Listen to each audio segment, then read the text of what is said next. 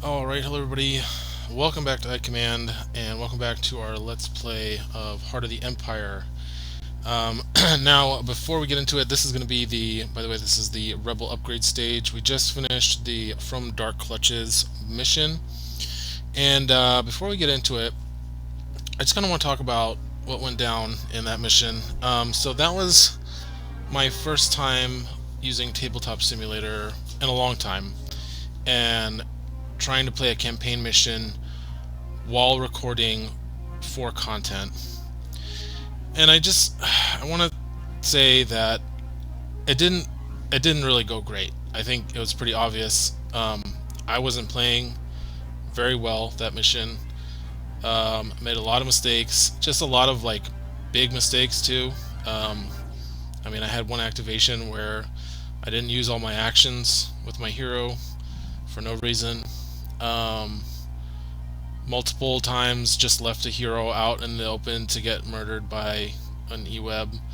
Made pointless attacks that I should have known would hardly do any damage, and just kind of made a mess of things, especially towards the end of the mission there. And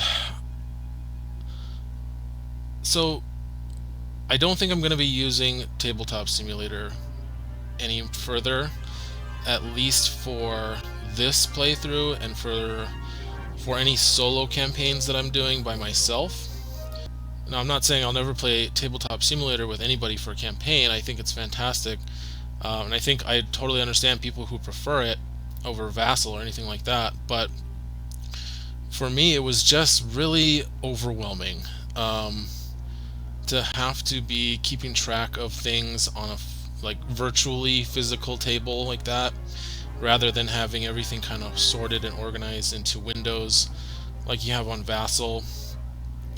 And on Vassal I can kind of organize all my windows so that I can see everything at the same time, and in Tabletop Simulator I'm having to navigate this virtual space trying to look for things. It's really hard to keep track of all my stuff. I mean, I forgot multiple times to use my hero's abilities. I even totally forgot to put out a card that I had gotten in the last side mission, the quick draw holster. I completely forgot to use that at all. So for me, I think that, so I've heard people say Tabletop Simulator feels more like a real like board game experience because you're playing on a virtual table. I have to say, for me, Tabletop Simulator, when I use it, feels like I'm playing a video game, and it really takes me out of the board game mindset, because I'm trying to deal with all these video game-esque controls. You know, I'm moving a camera around, feels very odd to me. Whereas when I'm playing on Vassal, I have all my windows laid out in front of me. I have all my components where I can see them, and all I have to do is move my head and move my eyes, and I can see what I need to see.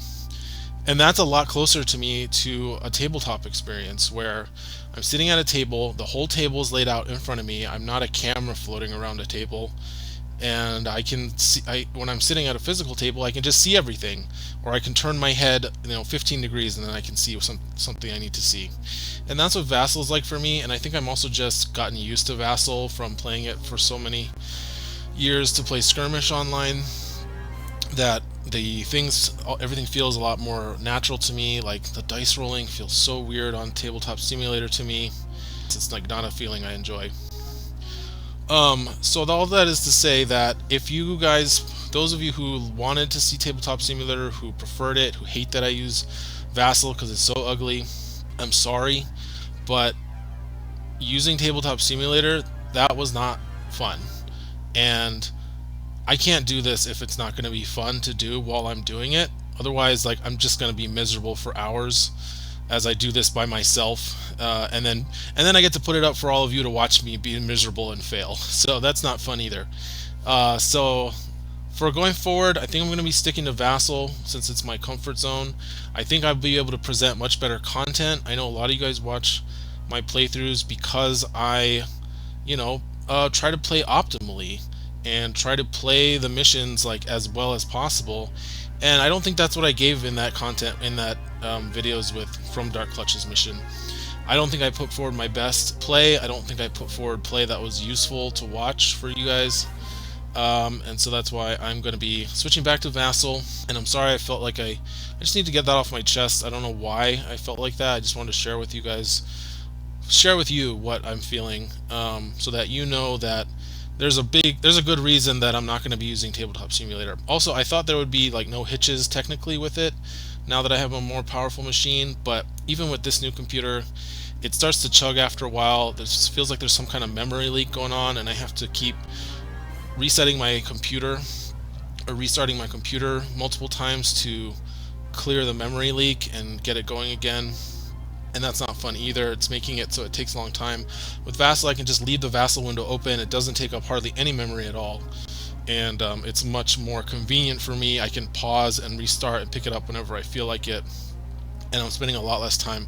That took me like 3 or 4 hours to play through that mission on Tabletop Simulator, just because looking for all the components. I mean, you guys didn't see because I edited it all out, but I spent so much time like moving around the map trying to find things. And anyway, I'm getting to the point where I'm just complaining now. So I'm going to stop. I just want to let you guys know that's what's going on. Now, let's get to the Rebel upgrade, because this is going to be a good one. We've got we're hitting a lot of our XP benchmarks here. We've got some credits saved up from last mission, and we're going to be seeing Tier 1 and Tier 2 items. Now, before that, at the end of the last mission, the Imperial Commander app did tell me which story mission to play next, but I didn't. I had turned off my recording before that. I was kind of eager to just stop as soon as possible, so I didn't get a recording of it, and it doesn't save it. There's no log of it here in the app after you click out of the mission, and there's no way for me to go back unless I play through it again in another save, and I don't want to do that. So, I looked in the tracker, and it gives the Imperials a choice between two different story missions for the next one after we do our next side mission. So I'm just gonna get you guys choose. You guys chose for me. Honestly, I wish I could have played From Dark Clutches in Vassal. That would have been really fun. I'm not gonna replay it. I'm just gonna soldier on because I want to keep doing this. I'm not gonna let this slow me down. So let me bring up the. Here we go. Here are the story missions that you have to choose from. So either Double Agent or Into a Corner. I'm like 80% sure it was going to have me play Double Agent, but thinking back, I think Into the Corner sounds familiar too. But anyway, Double Agent has the Empire pursuing a traitor that you're trying to rendezvous with, and then Into the Corner has a group of Alliance sympathizers that was supposed to meet with the team that we failed to rescue. Oops. And they died, apparently. And then they're supposed to meet with those sympathizers and take them in and save them from the Empire. So these are your choices, Double Agent or Into a Corner. Let me know in the comments which one you want to see me play after the next side mission, which I'm going to be choosing at the end of this video. But I will let the voting go on until it's time to play the next story mission. So, Double Agent, Into a Corner, pick which one you want to see. Alright, let's go ahead and do our Rebel upgrade stage. This is going to be a good one, but let's do this one by the books, because last time I think we went a little bit out of order. So I checked in the rules, and there's a certain order you do it in. So you have to do XP cards first, and then you do your items, and then you pick your side mission. So here's our current heroes that we have and all their upgrades. Above you'll see I've tracked the XP and credits we have available. So we've got 800 credits, and then we've got Drokata has 3, Jared has 4, Ko-Tun has 2, and Jin has 2. So let's go through from left to right, and we'll take a look here. So our rebels are Drokata. Here we go. So 3 XP, we already kind of said I already said what I wanted in the last upgrade. I was saving up for the repeater cannon. It's a blue-green dice with +1 damage built in, and it has Surge for Pierce 2, Surge for Blast 1, and then a double Surge to deal 1 damage to each hostile figure within 2 spaces. Honestly, I don't think I'm going to be using that double Surge too often, but you can combine it with Drokata's shrapnel rounds. So if you get Blast 2, and then if you have 3 surges, you could get Blast 2 and deal up to 3 damage to a figure within 2 spaces of the target. So you could kill like a regular officer or stormtrooper that's not adjacent to the target that way if you really needed to. But yeah, we're going to be grabbing the repeater cannon for Drokata, and that's going to cause us to also change up our items here, because currently we have the tactical display on Jin Odan, but tactical display is way better on this repeater cannon because of how many amazing surge abilities it has. Alright, so we're going to move the tactical display over to the repeater cannon because the surge abilities are so good that it's worth having the extra surge available when we need it. Jin will have to make do, but I think we're going to help with that situation soon. So that's going to be it for Drokata. Next, we're going to be looking at Jared, who is now finally at 4 XP, thanks to saving up from the last one. So we can go to either Mechanical Master or Leaping Slash. Both of these are pretty good, actually. But I think Mechanical Master is probably the better one. +2 health, Jax to be focused, exhausts card at the start of another hero's activation. Jax may ready and activate at the start or end of that hero's activation. I mean, that's pretty good. You're getting 2 Pierce 1 blue-green attacks each round.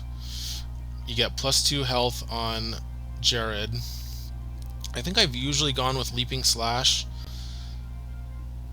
But the problem is I don't have any good weapons for him yet, so it's a little early. Leaping Slash, you want to have a good weapon to be able to attack that with that. Right now his Vibro Claws are pretty piss poor, so I think I'll actually get a lot more value out of beefing up Jax with an extra 2 green dice each round, as long as I can remember to use it. Also, that's going to allow me to move Jax around more and get more use out of that Pierce one, which is going to be fantastic. So I'm actually going to happily take the Mechanical Master here. And that's going to put him at 0 XP. Alright, now Ko-Tun, I don't know if we're going to spend the 2 XP on Ko-Tun. Right now we've already taken Dig In. I think we poo-pooed Combat Logistics last time when we had the option. Yeah. Start of each mission, draw 1 supply card. I mean, it's cool. I don't think it doesn't work with stockpile. It's only when you interact with a crate. So we could get something junky.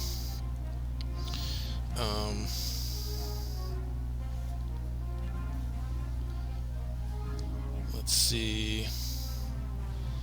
What do we want to save up for? I think either Opportunist is really good to save up for, that +1 speed, and then getting to move 1 space every time a friendly figure spends a power token can really help her zip around and handle objectives.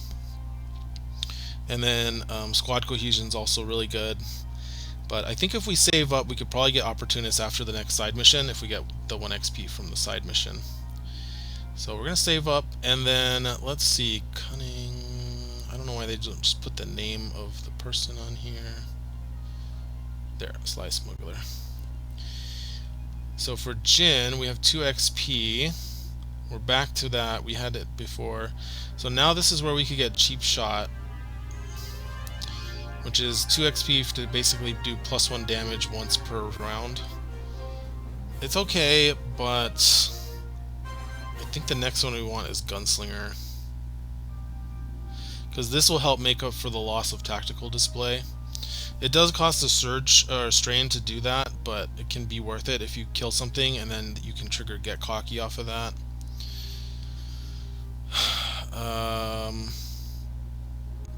Yeah, so I think we want to save hers as well and wait for the 1 XP from the next mission.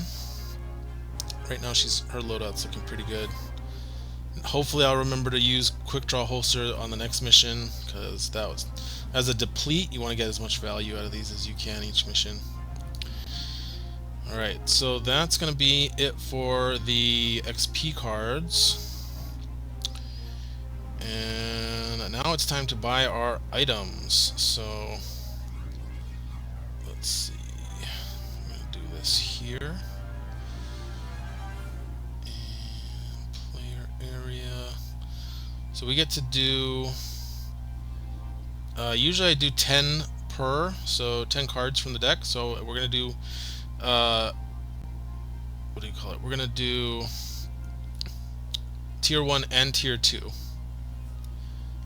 So 1, 2, let's fill it up all the way to the top so we have space. 2, we're looking for a good melee weapon for Jared. Now that we're in tier 2, oh, I see back to pump. Back to pump is so good. Gaffy stick too, that's a really good one to pick up for Jared as a cheap, powerful melee weapon. Okay, that was tier 1. Now we're going to look at tier 2. We get to look at all of them at the same time. I guess I should put these guys up here.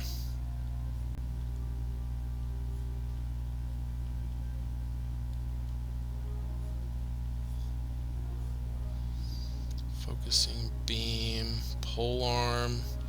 We do have 800 to spend. Is that 10? 1, 2, 3, 4, 5, 6. No, we need 2 more. I think if we move that way. Oh, there's VD1. Oh, and the plasma cell too. That's such a good item.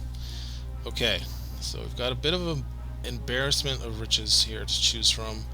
Responsive armor too. This card is so good. Can't really zoom in, but hopefully you guys can kind of see what they do. Okay, so we've got 800 credits. We can also sell stuff if we need to. Ooh, man. Plasma cell is so good. Plasma cell would help Ko-Tun so much. Right now she sucks because of that service rifle not having any good surge abilities. But the plasma cell would have fixed that. Okay, so right now we're looking at responsive armor, back to pump. Back to pump is so powerful, just being able to recover 1 strain at the start of your activation. Also super broken in heroic or legendary play when you only have 2 heroes. And you can also discard a harmful condition if you need to, so if you get stunned, this is a really good way to get out of it. But just getting to recover strain, especially on heroes that are so strain intensive, like our heroes, Drakata and Jin, both require 2 strain to use their abilities, so they're both very strain intensive. Responsive armor. So these two together, back to pump and responsive armor, is 550. That leaves us with 250 credits, and I also wanted the Gaffy stick to get for Jared. It's just a really great upgrade to his current weapon. Red, yellow, Pierce 1 built in, and then he can just use whatever surges he gets to recover strain. I mean, it's probably almost comparable to Vibro Claws, since Vibro Claws does have the +1 damage power token, and then can also surge for Pierce 2. But the Gaffy 6 is just going to have much more consistent damage. Oh, but we wanted the plasma cell too. Oh man, I don't think we can afford the plasma cell unless we skip the responsive armor. The responsive armor is so good, and this is our last shot at picking up a really cheap armor like this. It would be really good on Jin.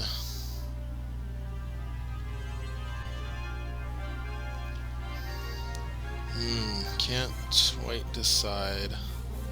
If we skip the armor and we just get the back to pump, that's 750 with the plasma cell and then Gaffy stick. I think we're gonna have to give up on the plasma cell for now and hope we can grab it later.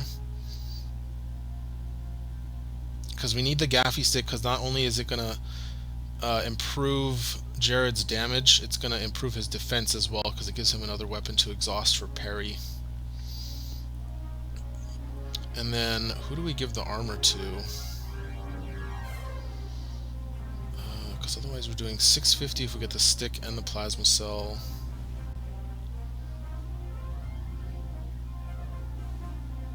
Ko-Tun's just so bad at killing things. The plasma cell would be so helpful. This is tough. This is tough. Do we give up the back to pump? It's so good on Jin and Tricata. Tricata takes so much strain to use Demolish too. Okay, let's see. 500, 950. We have 800. If we sell the boomer, because we don't need the boomer anymore, and the vintage blaster gives us an extra 100. We can't sell the service rifle. We can't sell the vibro claws. We don't want to sell the tac display. So we could have up to 900. What could we do with that? This is just me doing math. Up to 900. So this is going to be 700 total. 900. We could get the plasma cell, the responsive armor, and the gaffy stick. I think that might be our best use of our money here. The back to pump is nice, but I do need some more resilience on my heroes here. And truth be told, I actually would probably put this armor onto Jared, because with the gaffy stick I can spend the surge to get one of these block tokens, and giving him more health helps make the defensive bonuses more effective, so he can have time to heal it off and then defend further. So let's get, we're gonna get responsive armor, gaffy stick, and plasma cell. And we're gonna sell the boomer and the vintage blaster.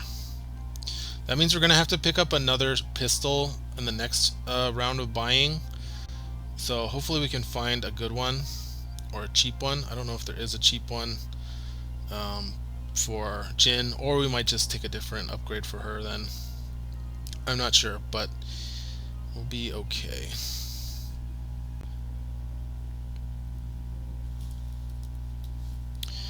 Alright, so the plasma cell is going to go to Ko-Tun to get on her service rifle. It's going to make it so much better with the auto pierce one and then giving it a surge for +1 damage.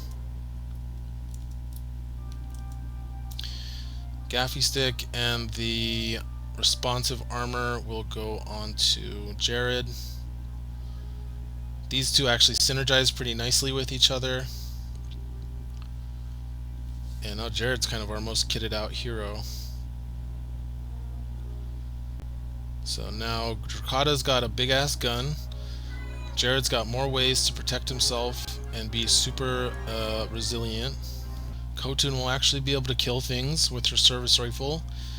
And Jin's going to be doing Jin things. Actually a little less powerful than she was, but still, as long as I can remember to use her opportunistic when I'm supposed to, I think we'll be just fine.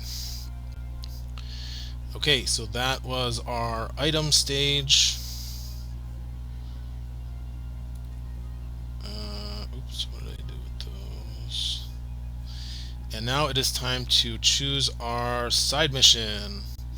So we just resolved Imperial entanglements, and we discarded target opportunity. So those who forget, I like to use a house rule for campaigns where whichever side mission I don't take, I discard it. I just think it's more fun to see more side missions total. I also feel like it's more thematic, because if you don't take the mission, then it's not going to freeze in time for you. It's going to be done, and somebody else probably took care of it. So now we're going to get 2 more side missions to draw from. We've got armed and operational, so we got Rebel Sabs again. Ooh, and we've got Ko-Tun's side mission. And let's see, what is our reward card here? Exhaust while attacking or defending to reroll one of your dice. Okay, we can already do that with the service rifle. Exhaust this card when you perform a rest to recover 1 additional damage. Okay, I would say in app it should mean you recover a damage each time you rest, which is fine. Deplete this card after a player discards a supply card to draw that card from the discard pile. That's kind of neat. Shoot, I'm kind of torn here, because this is our only chance to play Ko-Tun side mission for this whole thing, and I don't think I've actually played her side mission.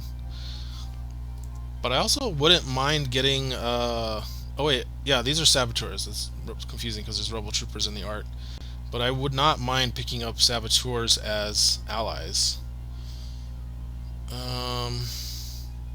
They go really well with Drokata. But honestly, I think Drokata doesn't really need the help anymore.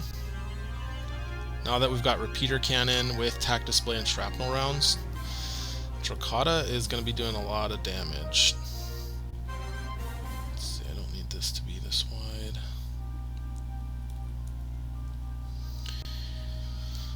I'm doing a lot of blast damage, I should say. Getting to reuse a supply card could actually be pretty powerful, especially something like stims, where you recover 3 strain and become focused. And it goes really well with stockpile, since you can usually find the one that's good to repeat. So yeah, I think I'm gonna let the saboteurs pass me by, and we're gonna do extraction as our upcoming side mission. Alright, and then last thing I wanted to do here is I wanted to show off to you guys something that I made a long time ago that I am using for this as well. Let's get rid of this window. So this is a campaign tracker that I made a long time ago. I don't know, maybe 2017 or 2018 or something like that. Right around when Heart of the Empire came out. And this is actually an automated campaign tracker.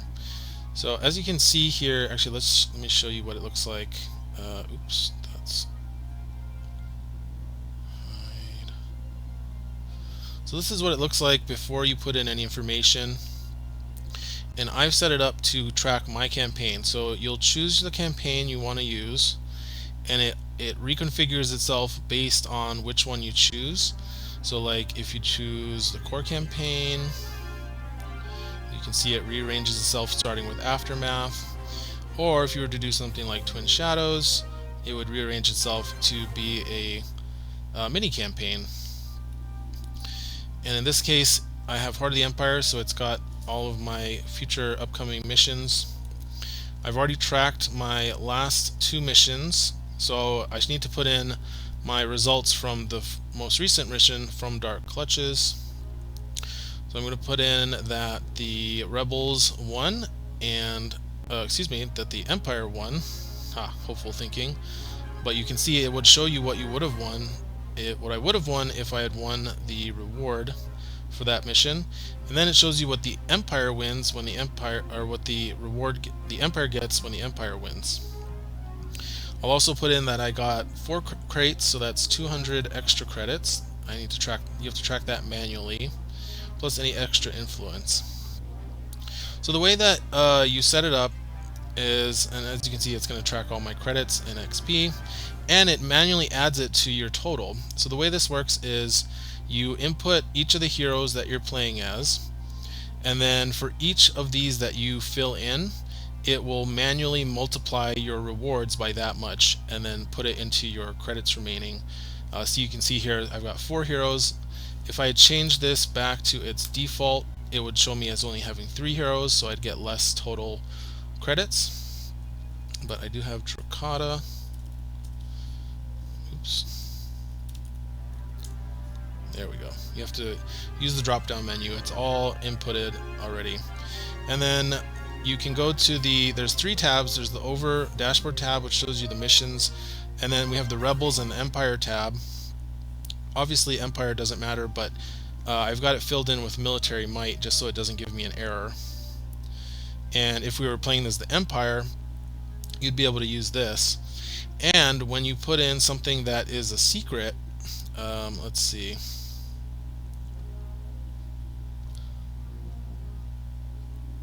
So when you choose one of these, it should automatically give you options. So this is your agenda decks. So your agenda will have 6 sets, and then as you put in your agenda sets, over here it will give you the ones to choose from. And if it's a secret one, so let's say the Imperial player bought this agenda infection. It's not secret, so all the Rebel players can see it. But if it was a secret card, it would black out. And so only the player that clicks on that cell would know what it is. So obviously the rebels could go in and click on it and look at it. That's kind of cheating. The whole point of it is that you shouldn't be looking at that if you're the rebels, and you can't accidentally be spoiled if you like click on this tab by accident or whatever. You won't be like, oh, I saw that he has this, but I didn't mean to look at it. No, it's blacked out, so only the Empire player gets to see that. It also tracks all your mission rewards here. You have to put in manually, as well as your class upgrades, your XP, etc. And then over here we have the same thing for the rebel side. You can put in all your rewards. This is also where you put in all of your side missions. So it automatically populates the red side missions for each of the heroes.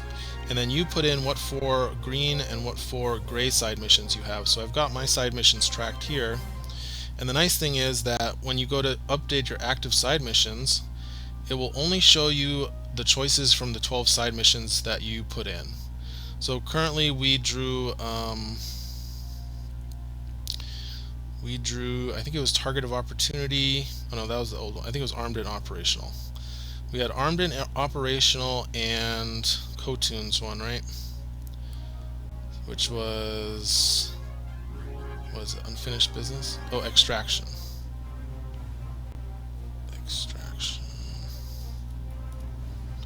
There it is, Extraction.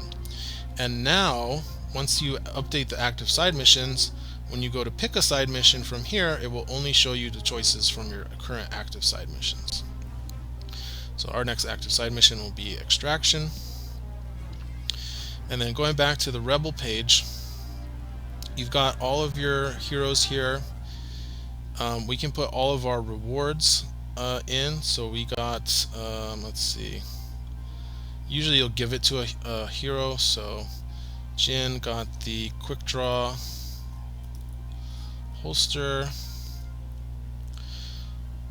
and you'll also put in their unique their like starting weapons. It tells you what it is at the top, but you can also just type in the name of the hero here and it will automatically show you what it should be. And then as you put in your items here, it'll tell you it'll subtract from your total credits automatically. So we just got responsive armor and the gaffy stick, and as you can see up here, and credits remaining is going down as I'm purchasing things. And then you can also track your class cards. So we got Forward Momentum, and we just got Mechanical Master. And as you can see here, when you have 0 XP remaining, it'll gray out the rest of the slots to show you that you can't get anything else. Also, you'll notice here that the modification slots are grayed out depending on the weapon, because Vibro Claws you cannot modify, but the Gaffy Stick has 1 mod slot, so it shows you that you can get a modification for that. And then once we put in all our items, so we've got Trocada, who now has the repeater cannon, and that counts as an XP, so it knows to take XP from oh, actually no, it doesn't. You have to put it in. You have to put it in here too. So that, but it does have a reminder that it's an XP card, so you need to put it in there. We also gave Trocada the shrapnel rounds. Now Trocada is grayed out. This also has. We can also put the shrapnel rounds here. And then our second modification was the tactical display. So as you can see, our credits are going down as we're inputting our cards. Ko-Tun has Ko-Tun's weapon, and we just got the plasma cell. And she also has inch by inch and dig in. And then Jin has the DL44. And as you can see, that's all our items, so all of our other item slots are now grayed out because we're out of credits. No modifications, and has Get Cocky. So that's 2 XP remaining. So there, you can see we have 0 credits remaining, and it shows you the XP remaining. Now what you also do then, if you want to sell something, you would delete it from the hero. and then you would put it up here.